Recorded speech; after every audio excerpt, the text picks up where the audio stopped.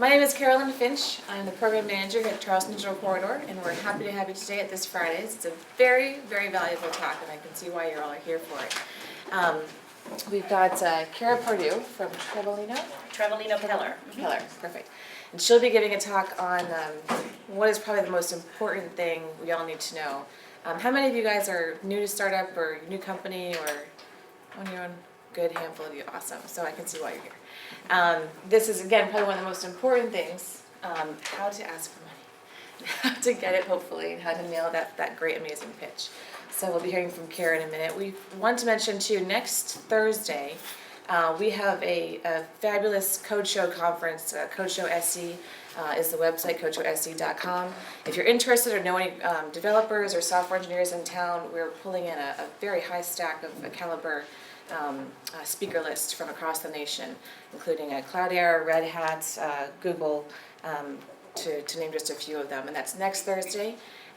It's an all-day conference, and we'll have an evening program as well, an evening happy hour.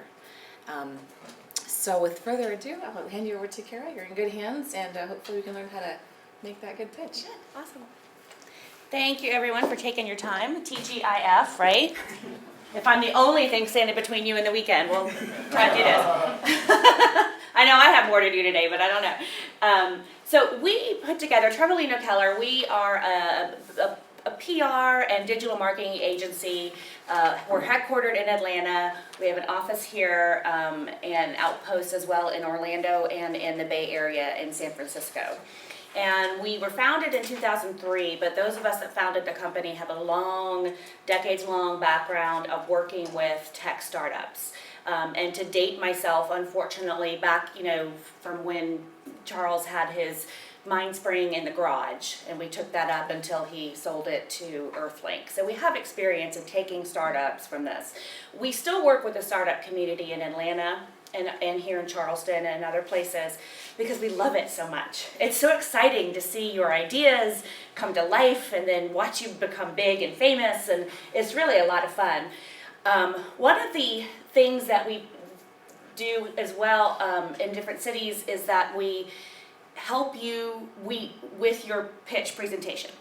So we will host days, for example, in which startups such as yourself will come in and present to people like me and my colleagues like you're asking us for money.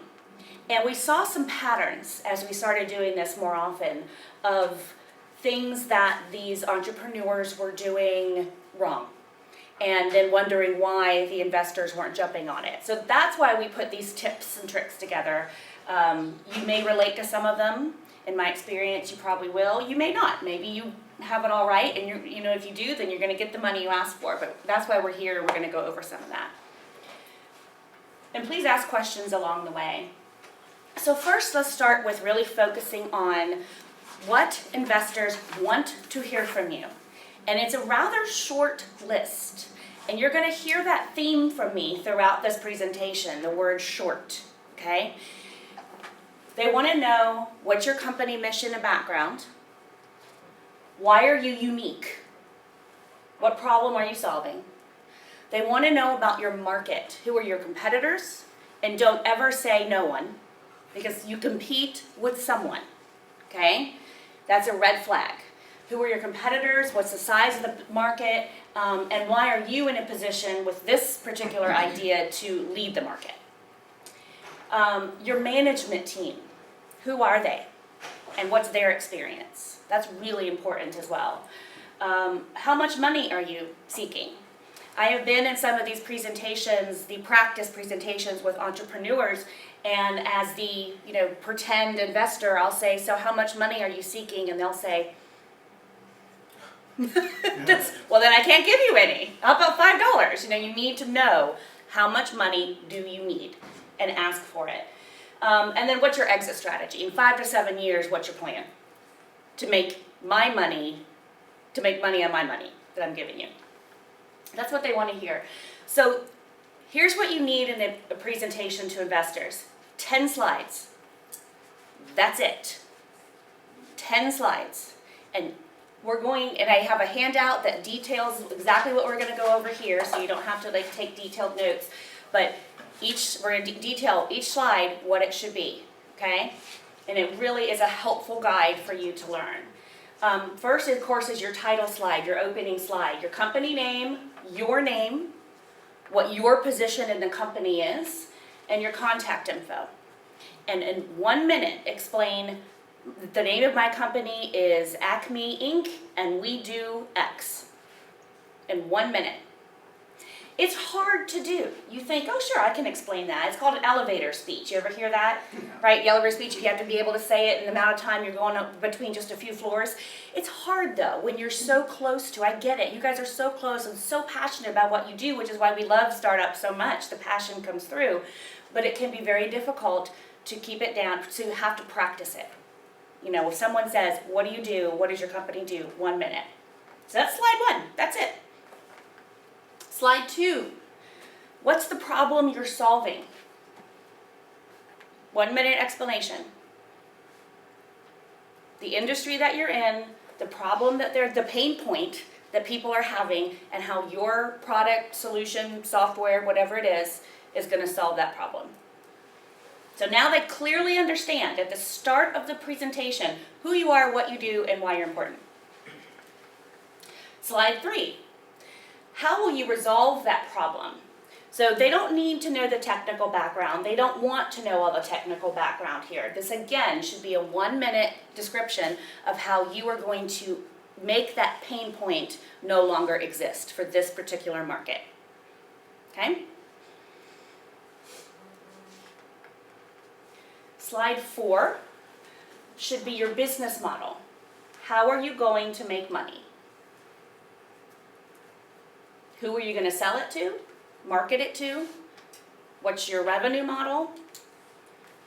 If you're giving away something on the web, what's your advertising then model for your revenue?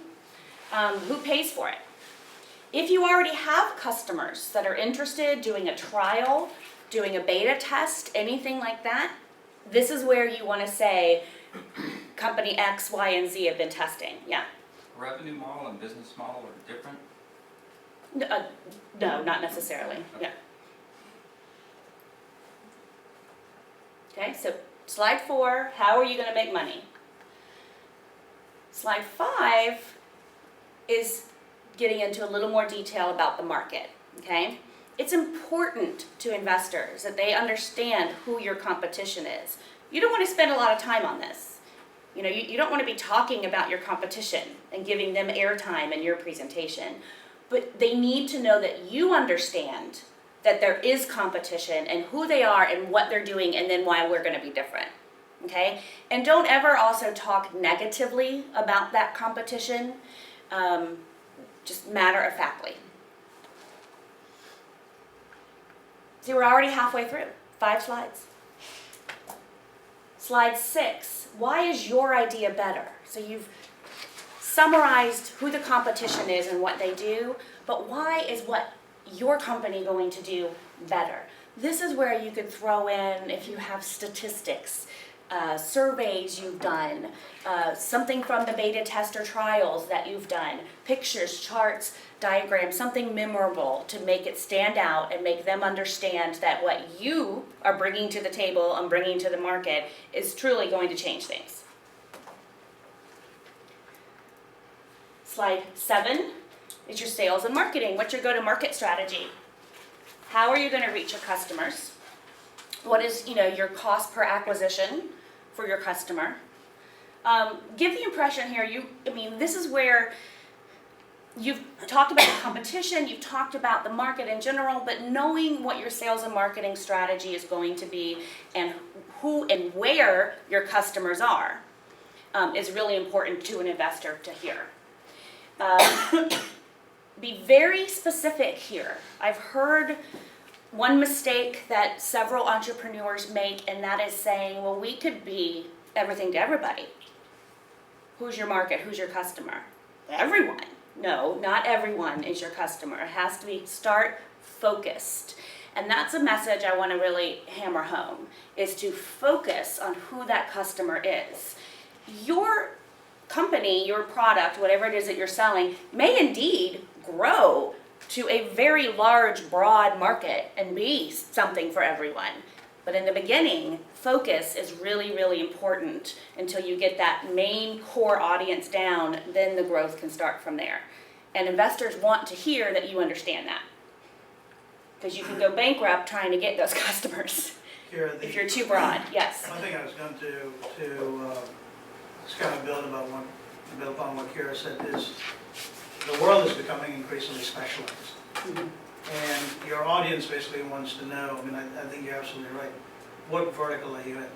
So I get folks who basically will start a conversation about, well, I could do this, and 30 minutes later, by the time we finish the conversation, they're in 5 different things. Yeah.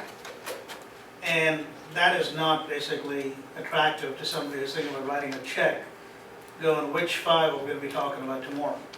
As opposed to, what we're going to do is we're going to do this one, we're going to build a revenue base in this, and then we're going to, it's almost like investing in the stock, right? I'm going to sell off 50% of my profit, and I'm going to keep 50%, and then with that 50%, I'm going to invest in the next vertical.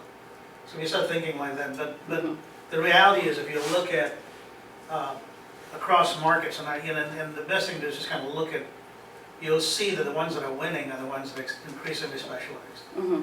It might take you a little longer to get there, because the tendency is, any entrepreneur manager is to just kind of shotgun it. You're comfortable shotgunning something, you say, listen, something's going to fall, and we're going to eat that. But that might be a short-term fix. Long-term, it didn't work. And to that end, the reason I'm setting it up here is, to either validate or not the digital quarter strategy, which was, we made a decision 15 years ago to focus on the tech industry. But as a practical matter, there was none, which is when I first met, Kira. And now if you look at it, basically, the entire herd is kind of migrating into that industry, forgetting about the port, manufacturing, distribution. All you hear about when you pick up the newspaper is Charleston's tech. Yeah. exactly tech, and there just isn't that depth. So you now actually, again, if I'm an investor, I'm like, everybody's talking this game. What about the specialists? Mm-hmm. Who understand, what ship's coming. I used to know what ship was coming to the port any day. I don't care now, because that's just not my specialty. But I had my relationships with Marcia and all the guys at the port at the highest levels. Today, it's like, if I need something, I'll call Jim up, but it's once every 6-8 months, if that. So I think this is a very, very important point. Yeah, that's a great point, Ernest, that you hammered home there. Thank you.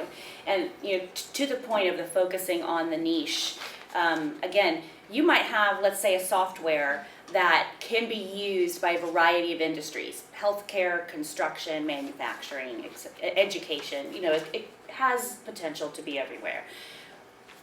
Investors want to know that you've done your research and you understand that the immediate biggest opportunity is with the healthcare industry. So we're going to start there, to Ernest's point. We're going to start there. Then we have opportunity to build into construction, manufacturing, education, etc. We're going to focus here first because we know, based on research, that's where the biggest immediate opportunity is. That's what they want to know, that you understand the current need. Any questions?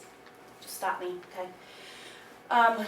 You need to list your team, your management team, key advisors you might have, even if it's not an official advisory board. Who is helping mentor you through this process, and what are their credentials? Any major investors you might already have, not friends and family, but somebody with a name, if you will, a background in business. That will really help. Who is involved with your company who has a pedigree of business success, other than yourself? Even if this is your 3rd startup and the other 2 you made millions off of, that's great pedigree, but who, other than yourself, who is involved to help you along the way? Next to last slide should be your metrics and financials. So explain your anticipated sales over the next, I'd say, 12 months, and what the profits will be from that sales, and how you'll manage large expenses. You need to show that you anticipate large expenses that you hope you won't have, i.e. a new server installation. You need to show you're prepared to and anticipating things that could go wrong, that will be expenses you didn't want, but you have planned for them just in case. And state numbers with confidence. This is where you're gonna get a lot of questions. Because these are investors, they do numbers, right? You're gonna get a lot of questions. Be confident in your answers of what those numbers are. Be confident on, like I said earlier, what you're asking for, but also what you think your anticipated sales are gonna be. Don't ever go into a meeting like this without knowing, at least with some level of confidence, what that answer is gonna be. And lastly, if I invest in your company, what are you gonna do with that money? How are you gonna use that fund? Are you going to, execute, software installations? Are you going to use it to help hire a CEO that you know you need with business experience? So how are you gonna use my money? So that's it. We're gonna talk about more things, but in regard to the 10-slide presentation, these are the 10 slides you should have, okay? Any more, and you're gonna lose them, right? A lot of times you have, I don't know, Ernest, if this happens in Charleston, I know in markets like Atlanta, oftentimes investors will hold, pitch days, right? And you have 10 minutes. You got 10 slides and you got 10 minutes in a room full of investors hoping you catch someone's eye.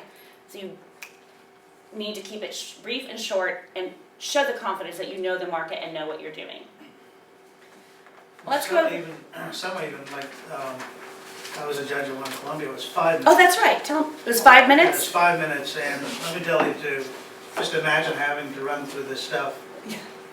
It's a very humbling experience, having to do it in 5 minutes. And Charleston would do 4. what's that? In Charleston would do 4. So do you have any thoughts on that? How did that go when you were a judge there and Well, they had think 5 minutes? I suddenly think that you've got off these 10, absolutely, when you're sitting down with somebody, you've got to have the 10. But when you're in an audience, basically, and there's 10 companies, and everybody's got 5 minutes, and the judges are pretty sophisticated. I told him, I said, I was the least sophisticated of the crowd. You've got, Nora Mosley there, which is, one of the oldest VC firms in the Southeast. Actually, is the oldest, I think, Nora Mosley, And one of the biggest, for sure. And, yeah, exactly, and I just kind of looked over at Mike, I said, I'll just take my cues off you. But the thing is that these guys are seeing, so I think to Kira's point, is absolutely right, they're looking for 2 nuggets they can extract up pretty quickly. And there is a tendency for entrepreneurs to act like, they've got no competition, they've got no market, which then the first thing in my mind is then, is there no market because there's no money to be made in that market, or is it, so you got to, that's up and down very quickly. Or is it that novel, or is it that kind of thing. The other thing I think on the 10 slides, I'll tell you that, and I know she's going to go into more detail, is it's very easy to come up with an idea. And what I tell folks today, in where we sit today, is the barriers to entry are the lowest from business, some of the lowest they've ever been. The barriers to adoption are the highest they've ever been. So that's, historically, if you look at, oh my God, I'm going to need capital, am I going to do this?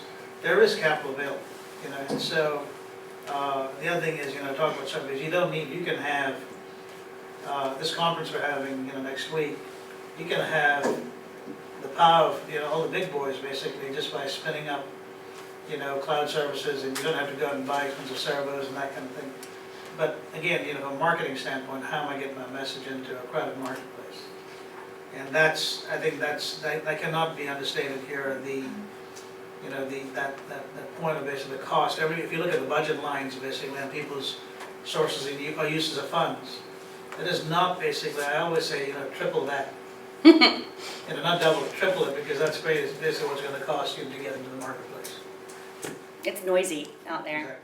No matter what market you're in, you can be niche can be, it's still noisy. All right, so some presentation pointers. This is really important. You could say all the right things, but if your presentation skills are lacking, it doesn't matter. Body language speaks volumes, okay? Posture, hand gestures, facial expressions. Look like you're having fun. It's scary to stand up there in front of investors, but don't look scared. Look like you're having fun, show your enthusiasm, okay? And do remember your posture. Particularly if for some reason you're in a meeting and you're sitting down, Here. It can be really easy to sit like this. Do I look like I'm serious? No. A little trick we always tell clients is just sit, and if you're in a chair, sit on the front third of your chair. Don't sit all the way back. Sit on the front third of your chair. You automatically are sitting up straight. You have to. So, just a little body language tip. Stay on point. Again, shorter is sweeter. Answer questions very shortly. 1 minute per slide, 1 minute per answer. Explain specifically what you do in the first minute. This is surprisingly difficult. Explain what you do in the first minute. And tell your story. Why are you doing this? Who are you? And how did this idea come about? And what's your background? And, tell your story about it. This next one, don't talk from the middle. Start at the beginning, okay? Your background, this is how the idea came about, etc. Don't start in the middle where you are now. Tell your story briefly yet succinctly. The Q&A part of the presentation, when they start asking you questions, is very important. Depending on your personality, this can go really well or really poorly. Listen to what they're saying and don't get defensive. I've seen entrepreneurs do that in front of investors who are interested in investing in their company, and then the CEO starts arguing with the investor before it's done. So investors like to know that you are coachable and that you're going to listen to them and other folks that you bring in to help manage the company. And again, be ready and confident with numbers, financials, valuation, things like that. Don't whiff on that one. The devil is in the details, okay, with every presentation. One of those details is what you wear. We live in, first of all, we live in Charleston, which is a pretty casual market. I tell you right now, I would never be in a market like Atlanta without wearing a jacket today, and I'm not, because this is Charleston. We live in a casual market. Secondly, entrepreneurs are casual. We live, we work and live in our homes and small offices, whatever it is, and we work casually. You should be dressed to the business nines when you're asking somebody for money. Okay? We're talking suits. Practice, rehearse that 10-slide presentation again and again and again. Do it in front of the mirror. Do it in front of your significant other, roommate, whatever. Find a friend who knows very little, if nothing, about what it is your company idea is and what you're doing.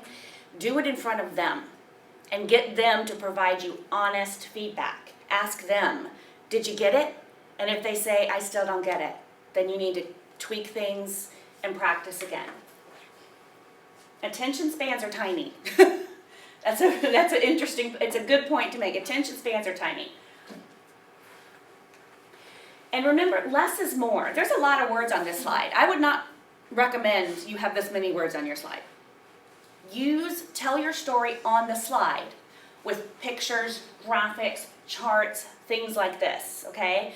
Have your script maybe in the notes section if you use PowerPoint, or on a different paper if you're using a presentation like Prezi or things like that. But that's what you practice. That's your talk track. Your whole talk track should not be on the slide. Messed that one up. Equally important. Here, let's just move her out of the way. Hold on. I'll just go ahead and delete her. This is a good, let's see, view. Where's slideshow? It's all full screen.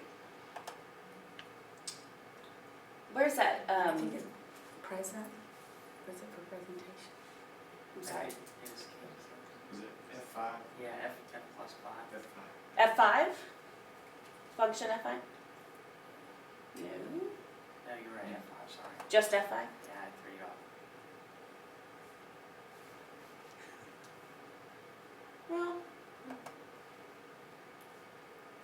All right, well, that's okay. We'll just move on. Okay. Again, this is interesting. I'm going to jump right over here, which was my last point, but it's relevant right now. You're in charge of your presentation, okay? And if things go wrong, you need to be able to move on the fly and deal with it, move on, not panic, things like that. You're in charge of logistics. If you are going into a room like this, you need to know before you get there, am I going to have Wi-Fi if I need it? If so, what's the code? Do I need to bring handouts? If so, how many? You are in charge of that. It is not the investor's, responsibility to make sure you get your technology up and your presentation running. Okay? Back up here. So put it in the appendix on the left side. Put it in the appendix. We have 10 slides. I know we have a lot to say. So if there's some information or a slide you really, really want to keep and you love, but it doesn't really fit into those 10 slide formats, put it in the back after your thank you, ending, closing slide. Okay? Put it in the back. That way, during the question and answer session, if you need to refer to that, you can easily pull it up. All right? I already said this, find an objective friend. Someone who is going to be honest with you, not just tell you the nice things. Going to be honest and say, yes, I get it. I mean, it's clear. Or, no, you need to really tweak that one. Okay? And that's it. What questions do you have, or what can I answer? How do you determine whether you actually should go the venture funding? If you have a business that's already making money, the market is becoming more crowded and competition is springing up that is incredibly well funded by companies like Google and Yahoo. But I would venture to say they're probably not making money because they're venture funded. Right. We are, but we've got a tiny, tiny slice of the market compared to what they're gobbling up in a year's period. So we're... I think, and I'm sure Ernest has more intelligent thoughts about this than I do, but I think you could go either way with that, right? If that's the situation, you can decide, all right, we need to get some money in order to build up our market, build up our customer base, grow it, market it, things like that. Or we need to figure out how to get Google or Yahoo to buy us out. I mean, that can go either way. Google, it's going to be really hard to outmarket a Google or Yahoo. Exactly. And but- I'll go either way. It's not going there, but they, But from but- their websites, it's investors that are from those companies Yeah. that are sponsoring these. And if they have a lot, it's going to be hard it would be hard to find it out. So I don't know the answer because I don't know your market or anything like that, but I mean, I would think those are the two options to really research and consider, because they're both good options. I don't think one's bad and one's the other. They're just maybe not the path you anticipated in the beginning, but could be a great option. But All right, one thing I want to add is don't be scared of this kind of big names. One of my friends told me sometimes Google or Yahoo, they are investing in some company. It doesn't mean this company will be good. They That's just right. want to use their name as to help them to gain the attention. And what their strategy would be, they will sell the company, let somebody else take their share. So they will get their money up, in turn with 5 times, 10 times. Their strategy is not really to grow the company. They just want to get the money from it by using their reputation, their big names. So that's what one of my friends told me, that he said. Yeah. Hey, And you next can time have a whole lot do of it. money and not spend it well. Yeah. So, That's Right, true. and as one of the points you brought up, how do you market yourself to be sold? In other words, we're a very small management team, and very stressful. We're technical. We are lacking in the business and management side. So, I mean, that would be a great option for us to have a company come in who has all of that in place. We already have, we believe, a far superior product, and all of our customers tell us that, who have researched it. But I wouldn't mind not having the stress of having to make all these decisions that we're not particularly good at making. yeah. So it sounds like you would be in a position to hire or need funds to hire like a CEO. Right. Or something like that, yeah. And that could, I mean, Ernest, what do you think? I mean, I think that's, as long as you have that, I mean, I wouldn't go into an investment meeting asking for money without that person in mind or even lined up. Hey, if we, if we can get this investment and we can pay you X, I'm on board.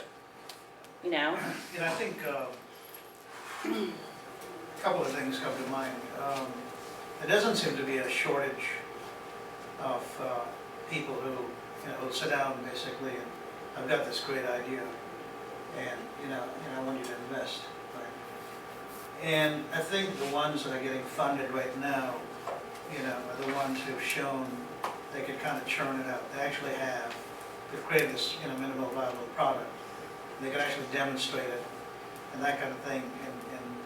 And that's kind of attractive to investors. Like, I don't want you to be tinkering around with my money, only to kind of blow up. I think to Kira's point, what you've got to do, and something we're starting to play with right now, is to kind of ease the burden for the startups is identify key resources that can, advise the companies on what to do, right? So basically have, for lack of a better word, a channel partner.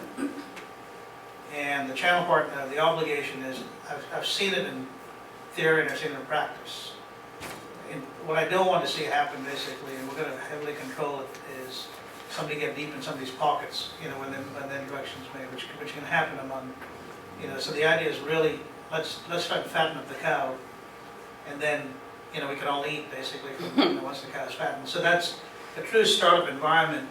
The more mature startup environments have these really great people, where you can go and get some advice.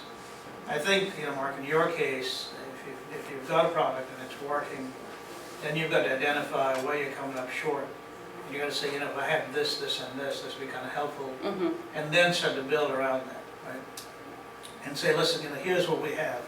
Our sales were X, but our sales can be X plus plus if we did this and we've identified somebody, who we think could be a good fit.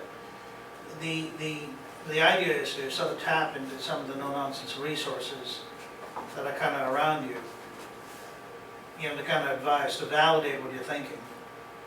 And if the validation comes, then start to put it together. I absolutely agree with you that I was enamored with this early in the early days, right? So the technology comes along and you just go, wow, this is really good. Next thing is basically, you put a few bucks and then, in my case, done 3 different companies, and the sales just aren't there. Because some of the representations that were made, were not, I just got enamored with the technology, I didn't get enamored with the environment around it. So you kind of learn pretty fast, I mean, the slides of this that Kira put up are very, very important. You're going to look at a team. I'm in a facility around now 100 companies. I can tell you that 80% of them leave at 5 o'clock. I don't know how you run A startup, yeah. I'm working, I leave and I go home. When I was here, I used to be the last one to leave.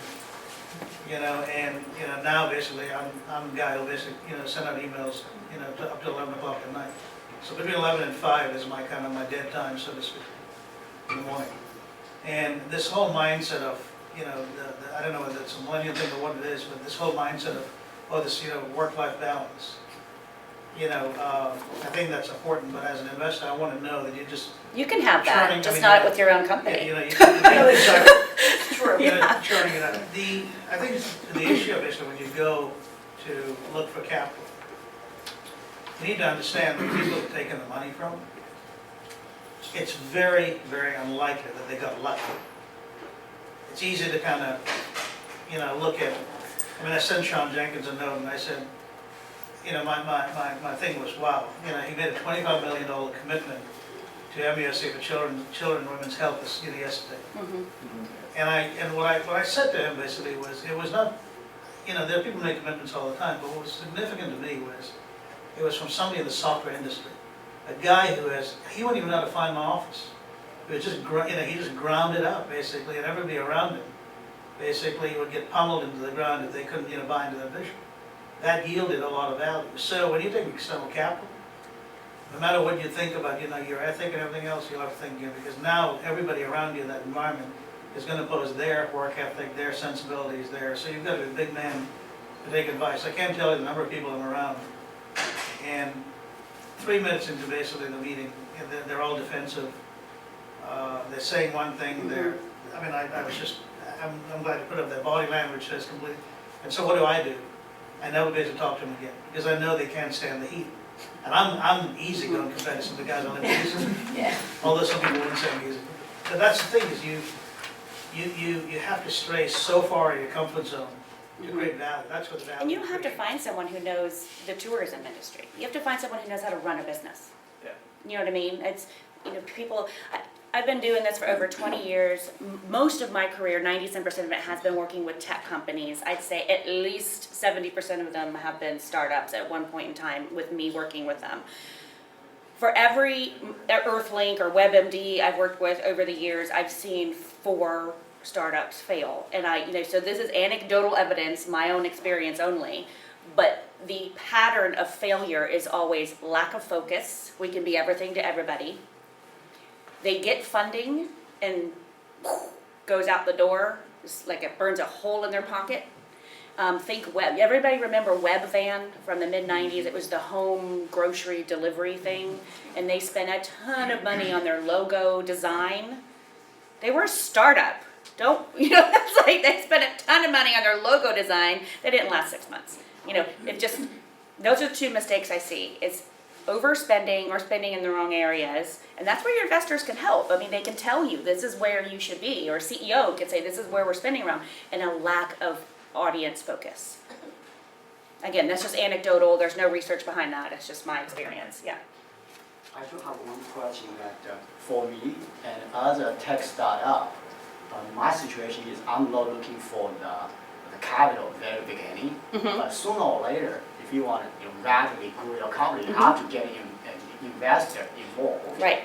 So my question is that, say that in 1, 2, 3 years, I'm ready to raise, you could do 2 different ways. One is I need 2 million, 5 million, and because I want to hire 10 more salesperson or 5 more developers, or you can give out your share. I said, I'm ready to give 20% of my company Right. to raise whatever, how much money. Because whenever I have money, I can always find good ways to spend it. Right. But one question is that I think this one may be case by case. How do I, find the value of my company at that time? Yeah. And I think this one is easy when you're ready to sell your company, because most times there's a formula to tell how much your company worth as time of you ready to sell that, because based on your market share, Right. your revenue. But as a tech startups, It's only worth what the investor thinks it's worth. exactly, it's our value, it's our potential. It's kind of like putting your house on the market, right? Exactly. The market, you could do all the research you want and all the numbers are there. My house is worth this much money, but it's only worth what a potential buyer thinks it's worth, so. But how would you decide yourself? I know this is case, but what's the rule of thumb for you before you go to see the investor? How would you, how much money I'm going to ask from him? And how much of share I'm going to give out And- to exchange this amount Right. of money? How would you, Right. decide yourself? Well, a couple things. One, that's where the work ahead of time, like you should know how much money you are going to ask for based on knowing how much money you need to accomplish A and B. So if you know, or maybe you have an advisor or advisory board and they're saying to grow your company, your next steps are to put some money into marketing and hire 10 salespeople, okay? So if I'm going to put money into marketing, do the research. How much am I going to spend annually on marketing based on maybe what my competitors might be doing, other similar companies that are at this phase in the market, what are they doing, and how much, and you could pretty easily figure out how much it's going to take to hire 10 salespeople.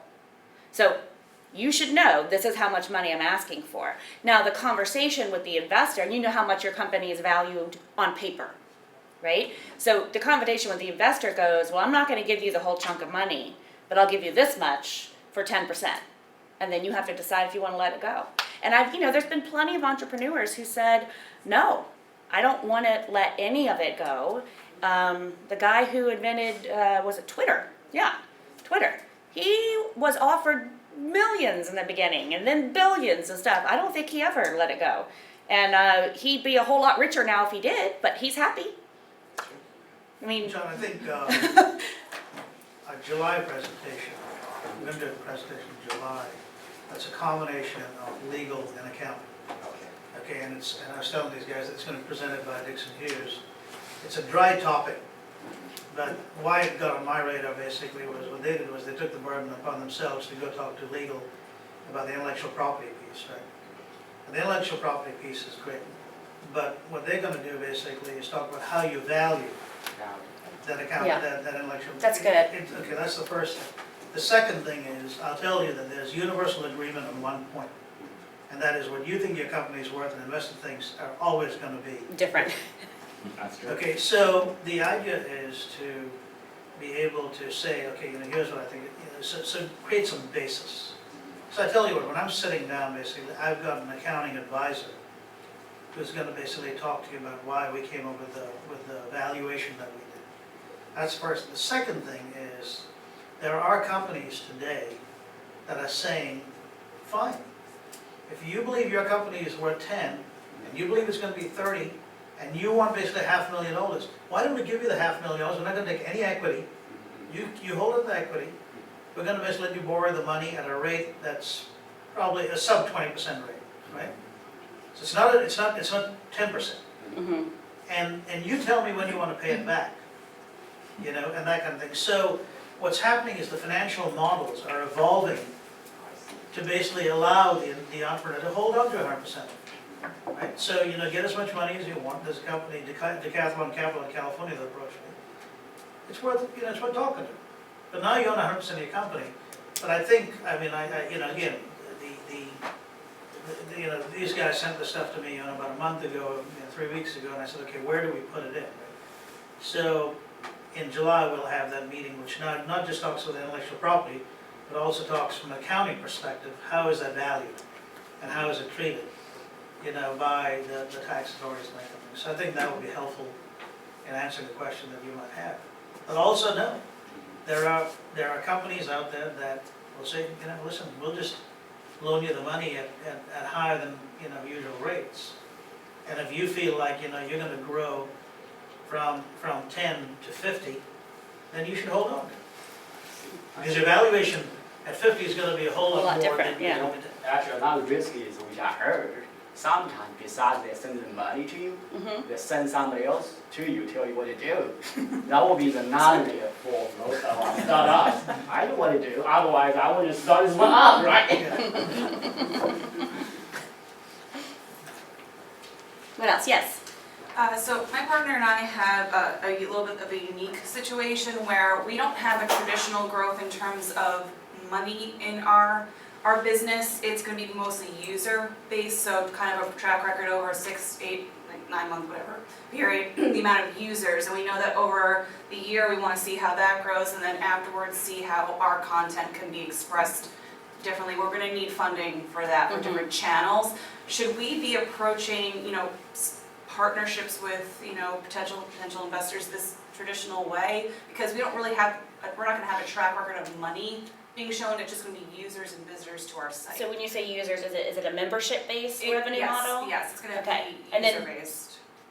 So I buy a membership into whatever X Yes. amount of dollars a month, and I have unlimited. There's okay, whatever it is. Okay. Yes. Is it going to be the But it's- traditional setup when we Yeah, I mean, approach it's them still for your- that?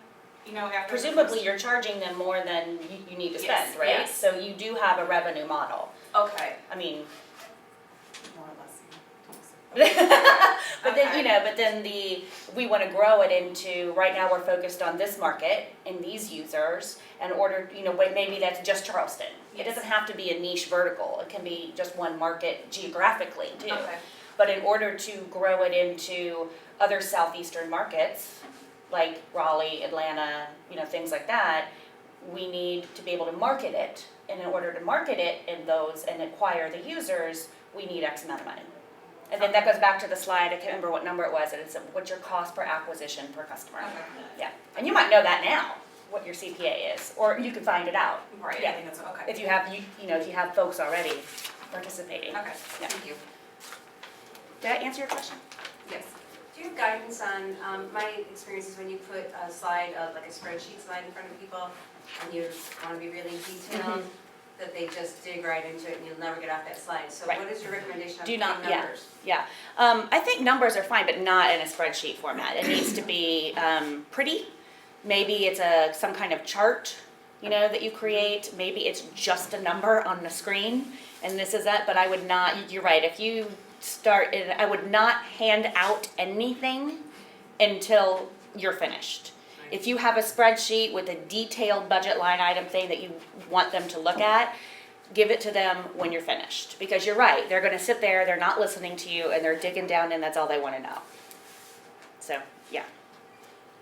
And, spreadsheets on slides is mind-numbing, so. Anything else? I hope you found this helpful. Thanks so much for coming out, Kira. So as I said, we're going to do, there's 2 presentations. We're doing the technical presentations on Fridays. There's a gentleman basically who's run just a hardcore sales process, sales shop, for a company out of Chicago that I met, and I'm going to bring him in and talk about just pure sales, all the way from 101 to 505, because that's, John's a good example of somebody who can build a product and then kind of understand, how you're going to sell and how you're going to penetrate the market. That's the first thing. The second thing is this presentation, on intellectual property and how you value it. So those are 2 that will be coming up through the summer. That sounds great. And, Yeah. and I think, and just so you guys know, all of the Kira's PowerPoint and the presentation I recorded and made available on the Fridays of the Quarter link on the CDC site. If you go to community and go to Fridays, you'll see all the previous presentations. So Mike records all of them and puts them in, and you'll see it, surface by Monday, at the close of business Monday, the very latest. So, and we have. And I certainly appreciate, known Kira and some of the work they're doing with startups in Atlanta. And my goal is in this transition to start to bring in a firm like Carolina Kell to help work with some of the startups in Atlanta. Thank you. You're welcome. There's an article in this week's New Yorker that's a profile of Mark Andreessen that for anybody who's interested in making a pitch might value the content of that article. Did anyone in this room participate in the Rise Up event last week? Rise of the Rest. What I was it? attended Rise of the Rest. Steve Kent. Yes, thank you, Rise of the Rest, yeah. It was a great event. You attended but weren't pitching. What did you think after, so you sat and watched all the pitches? Did you have any thoughts about what some folks did, what the winner might have done? It was bitter, right? What the winner did right? I think they, as you mentioned, it was like 4 minutes rather than a 10-minute Yeah. deal. But each one of them, the pitches seemed to be hyper-focused on a lot of the things that you were recommending. Okay. So I thought they were all A-game pitches. Oh, you did, okay, Yeah, they were all very, very well done. good. Okay. All right, thanks, guys. Mhm. Thank you.